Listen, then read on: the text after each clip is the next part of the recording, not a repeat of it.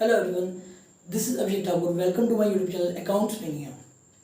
इससे पहले मैं ऑलरेडी एक वीडियो बना चुका हूँ अकाउंटिंग इक्वेशन में, जिसमें मैंने अकाउंटिंग इक्वेशन को एक्सप्लेन किया था कि अकाउंटिंग इक्वेशन क्या होता है और उसके कॉन्सेप्ट के बारे में बताया था। डिफरेंट एग्जाम्पल के थ्रू मैंने दिखाया था कि कैसे ट्रांजेक्शन को अकाउंटिंग इक्वेशन में शो किया जाता है। अगर आपने वो वीडियो नहीं देखा तो डिस्क्रिप्शन में लिंक है, आप जाके देख सकते हैं। आज इस वीडियो में मैं प्रॉपर आपको एक क्वेश्चन जो है कराऊंगा अकाउंटिंग इक्वेशन से रिलेटेड, जो कि पूरा एक फॉर्मेट में होगा। और जो ये क्वेश्चन मैं करा रहा हूँ ये मैं आपको करा रहा हूँ टीएस ग्रेवाल बुक से, जो कि है 2020 एडिशन। तो मैं आपको बुक दिखा देता हूँ, टीएस ग्रेवाल 2020 एडिशन, और इसका आई थिंक क्वेश्चन नंबर 3 है, वो मैं करा रहा हूँ। तो सबसे पहले बात करते हैं इसके फॉर्मेट की। तो देखिए अकाउंटिंग इक्वेशन में जो फॉर्मेट होता है, सबसे पहला कॉलम होता है सीरियल नंबर, फिर आता है transaction, then assets equals to liability plus capital. तो ये प्रॉपर फॉर्मेट होता है। मैंने ट्रांजेक्शन ऑलरेडी यहाँ पर लिख दिए हैं, क्योंकि फिर लिखने में टाइम खराब होता है, तो पहले ही मैंने लिख दिए हैं। तो यहाँ पर जो इस क्वेश्चन में 5 ट्रांजेक्शन है, जिसको मैं आपको शो करूँगा कि कैसे इसको मैं अकाउंटिंग इक्वेशन में शो करूँ। ठीक है, तो चलिए स्टार्ट करते हैं। तो देखिए सबसे पहला जो ट्रांजेक्शन है वो है Ajit started business with cash ₹20,000।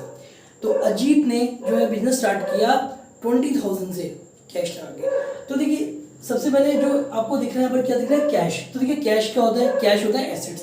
तो एसेट्स में सबसे पहले हम यहाँ पर एक हेड बना देंगे कैश। तो देखिए अजीत ने बिजनेस स्टार्ट किया कैश लगाकर, तो बिजनेस में जो है कैश क्या हो रहा है, कम्स इन हो रहा है। तो कैश कम्स इन हो रहा है, यानी कैश में क्या होगा 20,000 प्लस हो जाएगा। अब आपको पता है जो पैसा ओनर बिजनेस में लगाता है स्टार्ट करते समय, वो क्या होता है, कैपिटल। तो कैश तो इंक्रीज हो ही रहा है, साथ में कैपिटल भी इंक्रीज हो जाएगा। तो कैपिटल में क्या हो जाएगा आपका 20,000 आ जाएगा। तो देखिए लायबिलिटी में कोई इफेक्ट नहीं पड़ा।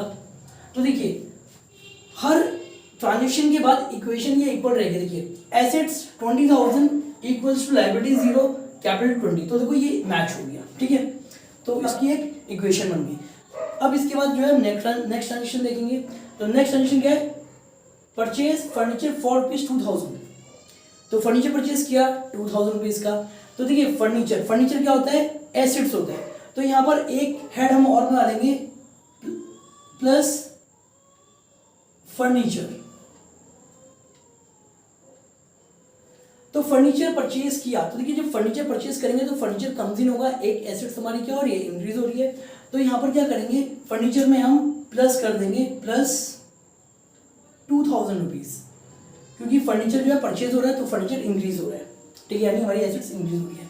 अब दूसरे अकाउंट की बात करते हैं, क्योंकि देखिए अकाउंटिंग जो है वो डबल अकाउंटिंग सिस्टम पे बेस्ड है। तो यानी हर ट्रांजेक्शन में 2 अकाउंट इफेक्ट होते हैं, एक डेबिट और एक क्रेडिट। तो फर्नीचर परचेज किया तो फर्नीचर इफेक्ट हुआ। अब फर्नीचर जब परचेज करेंगे तो हमारा कैश भी तो जाएगा, क्योंकि खरीदेंगे जब कुछ तो कैश जाएगा, तो कैश भी इफेक्ट हो रहा है। तो दूसरा अकाउंट क्या हो रहा है, कैश। अब कैश में क्या इफेक्ट हुआ, जब हम फर्नीचर खरीदेंगे तो कैश हमारा क्या हो जाएगा, कम हो जाएगा, रिड्यूस हो जाएगा। तो 2,000 तो फर्नीचर प्लस हो गया, और 2,000 यहाँ पर हम कैश में माइनस कर देंगे। तो अब यहाँ देखिए कैपिटल लायबिलिटी में कोई इफेक्ट नहीं पड़ा और कैपिटल में कोई फर्क नहीं पड़ा। अब इसको हम यहाँ पे लाइन ड्रॉ करेंगे। अब देखिए अब इसको हम सॉल्व करेंगे।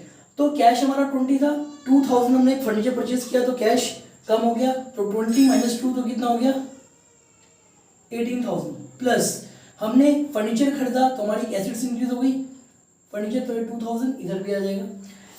लायबिलिटी में कोई इफेक्ट नहीं पड़ा, कैपिटल में कोई इफेक्ट नहीं पड़ा, तो 20,000 इधर।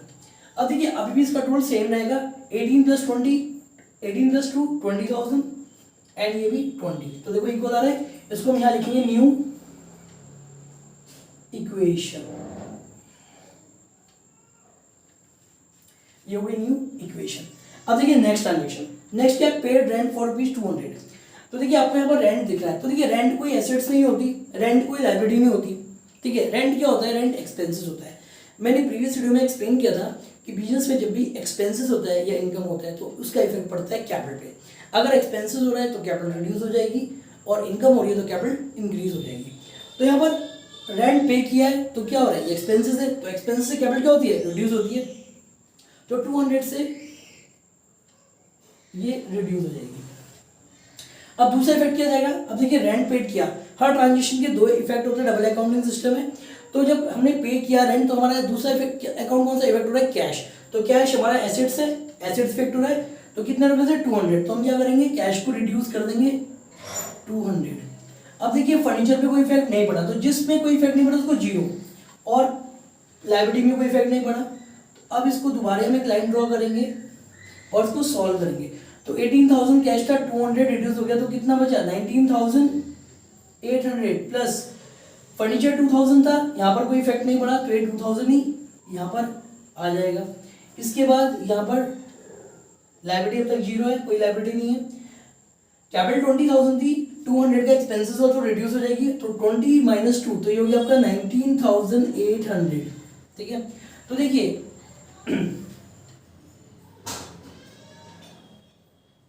सॉरी मैंने यहाँ पे गलती कर दी,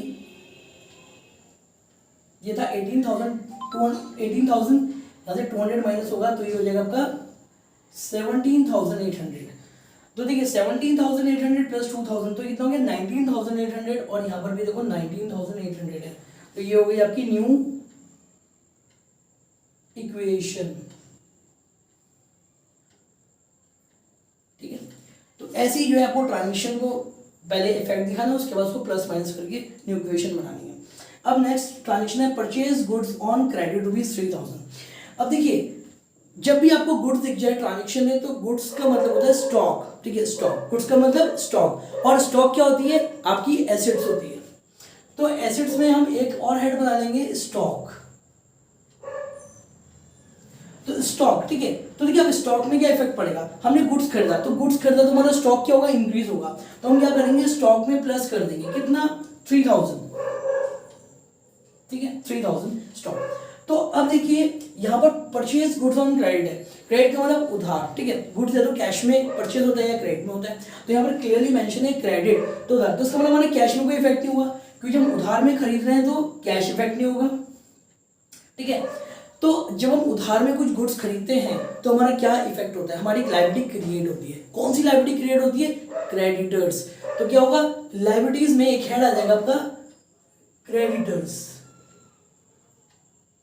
तो कितने रुपए से 3,000 रुपए से हमारी लायबिलिटी क्रिएट हो गई, तो यहाँ पर 3,000 आ जाएगा। ठीक है, अब देखिए ये 2,000 क्या था, ये फर्नीचर था, फर्नीचर में तो कोई इफेक्ट पड़ा नहीं, लायबिलिटी हमारी इंक्रीज हो गई 3,000 से, और कैपिटल में भी कोई इफेक्ट नहीं पड़ा। अब इसको दोबारा हम लाइन ड्रॉ करेंगे और इसको नीचे लेंगे, तो 17,800 हमारा कैश था, यहाँ पे कोई इफेक्ट नहीं पड़ा तो सेम आ जाएगा 17,800 प्लस फर्नीचर पे कोई इफेक्ट नहीं पड़ा 2,000 था तो 2,000 ही रहेगा, प्लस अब एक नई एसेट्स क्रिएट हो गई स्टॉक, तो ये 3,000 की जो है स्टॉक आ गया।